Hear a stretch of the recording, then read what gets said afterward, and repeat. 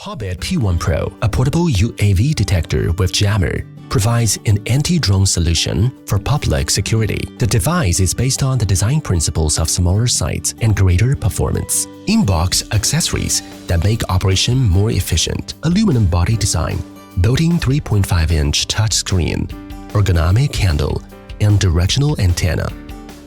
Users can quickly activate the UAV detection mode.